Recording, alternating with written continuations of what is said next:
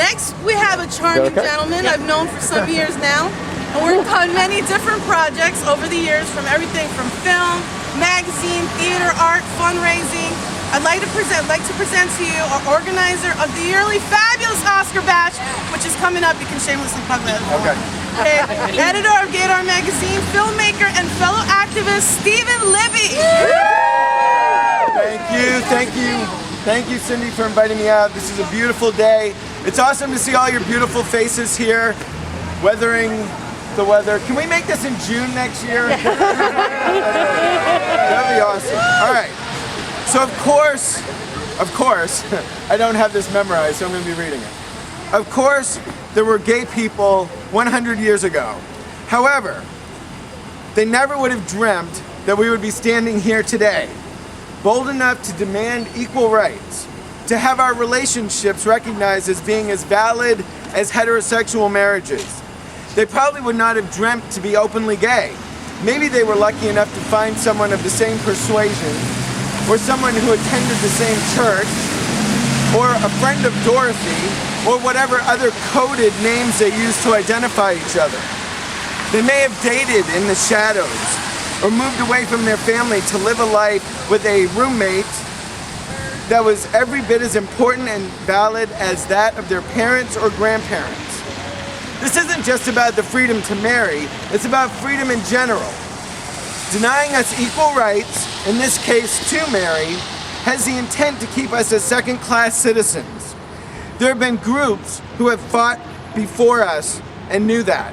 Members of the Medellin Society, those who fought in the Stonewall riots, and every person who ever marched in any pride parade or who looked on wishing they could come out is proud of you for being here today, fighting for the rights of future generations.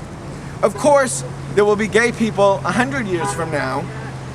When viewing historical documents about the GLBT movement, they will wonder what all the fuss was about. The fuss surrounding equal rights. The fuss about the right to marry the person you love. But we're not there yet. The teenage suicides tell us we're not there yet. The gay bashing and bullying tell us we're not there yet. The fear-mongering of the conservative right wing who equates marrying someone of the same sex as marrying your dog or horse. That is some serious fucked up shit.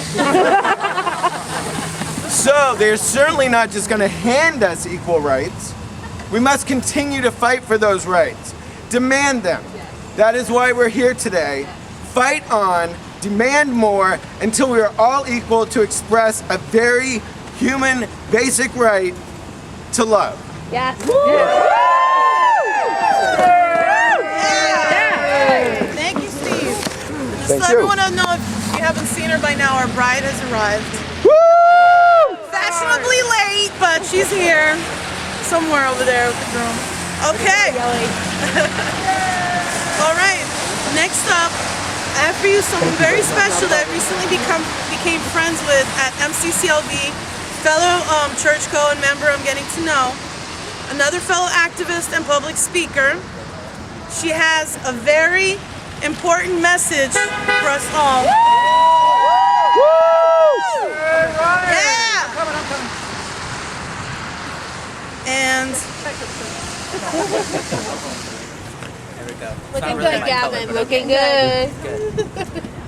okay, I give you Ronnie Harper. Hefner. It's Ronnie Hefner. I'm getting everybody's name. That's okay. First name, Cindy. First name. First name. Hey, Ronnie. Hello, everybody. Hey, Ronnie. I'm representing the trans community.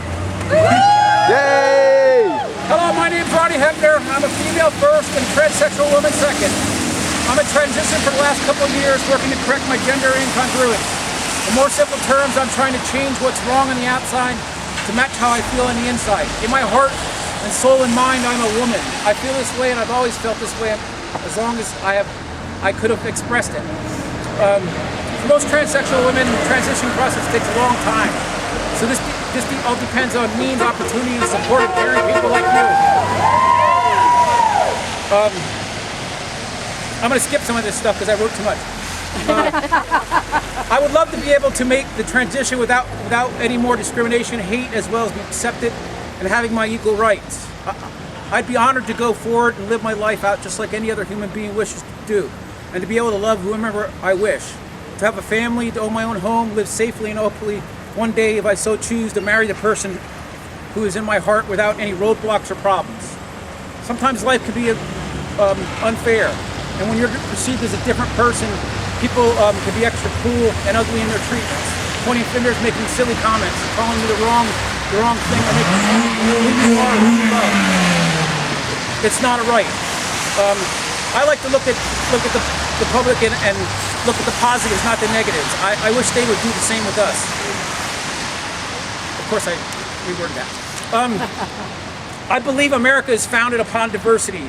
We're all a mix of different people, races, religions, and beliefs. I'd love to be able to live this life just like any other person would want to live theirs, with freedoms intact and protections in place. Some of my biggest supporters have been from MCC, of course, of Lehigh Valley, and my fellow congregants who have grown to know and love me. They have helped me stand up to be proud of who I become, and have given me a place to blossom, as well as feel respected and loved for just the way I am. Every day I keep growing and working on my path to self-love, and although the journey has been filled with many roadblocks, it's been worth every struggle to be able to find that happiness, to feel comfortable within my own skin, to be able to live out the life I feel I was born to live.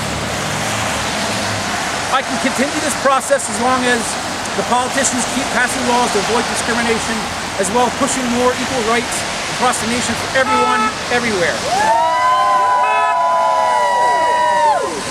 Whether it's sexual preference or sexual identity, we all should be given respect. It's the most important thing to those who affects the most, and for us to live happy in whichever lifestyle we feel most comfortable. As long as it follows along with the proper laws, which are now being written in most states and cities across the country for our protections, it's to better our equal rights and to treat us like real people. Personally, I would like to see more changes here in Allentown as well. We all need protections from discrimination. I was asked to speak here today, and I really thought to myself, I'm single, why would anybody ask me to do something like this? But you know what, I thought about it more and more. You know, I have the same stake in this as every one of you do. We're looking for equal rights and freedom. And justice. Just like we all should be able to live, laugh, and love. I'm gonna have to press a little start. The GFLT community is very near and dear to my heart. I have to say we all need to be our own advocates for ourselves, as well as those who do not have a voice in this matter, especially the people who have been abused and mistreated. I would give the same advice to anybody that was given to me as I was coming out and trying to be myself. Stand up for yourself, be proud of who you are, and make sure you know your rights. Who better to do this than the person who's living this life than you?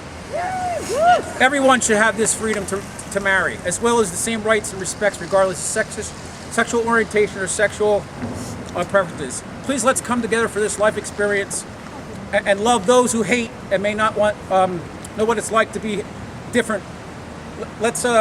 I gather here today in support to beg to have the old laws of yesterday's updated to better inform those by speaking of freedoms and rights for all of us. All over the country, positive changes are being made, and it's time for Allentown to stand proud as well. Divided we fall, united we stand. Thank you for hearing my voice and keeping an open mind. Freedom to marry. Woo! Thank you, Lonnie. You're welcome. Okay. All right. It's going great. Okay. Our next yay! Our next and last speaker is near and dear to my heart because she's my significant other, and she's come a long way. She actually asked me to speak. She asked to speak at this event today. I was thrilled to have her do that. It's my pleasure to introduce the love of my life, Christy Cianciato. Yay! Fellow activist, even though she doesn't consider herself that. Okay, I'm gonna make this really short, but really sweet and really loud. Hi, my name is Christy. I am here today to talk to you about civil rights for all people. This is just not for my gay I'd like to start by quoting Thomas Jefferson. Religious institutions that use government power in support of themselves and force their views on persons of other faith or of no faith undermine all our civil rights. Let me take... Yeah! Say it again! Say it again! Let me take you back to early 60s, where many states banned interracial marriages. Not until 1967, the Supreme Court ruled it unconstitutional. Thank you. Do you realize the fight is not over yet? Connecticut, Iowa, Maine, Maryland, Massachusetts, New Hampshire, New York, Vermont, Washington, and sometimes California. These are the states that recognize same-sex marriage. Woo! The fight is not over till I have the same right as my straight allies in the eyes of the federal law. That's right. Woo! The fight is for all who desire the same liberties that those around us enjoy. Where is the liberty for all if we are denied our basic right to marry who we choose? Yay!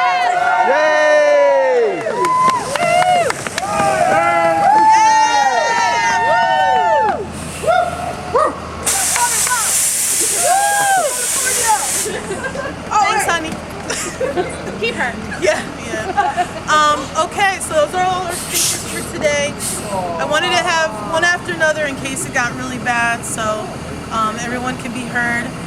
Also, so the choir can do a little something today with Brian. All right, before anyone gets laryngitis and won't be able to do anything tomorrow. So we're gonna have them do something. You're gonna sing. You guys want to come up here? Apparently we're doing something. What are we doing, Brian?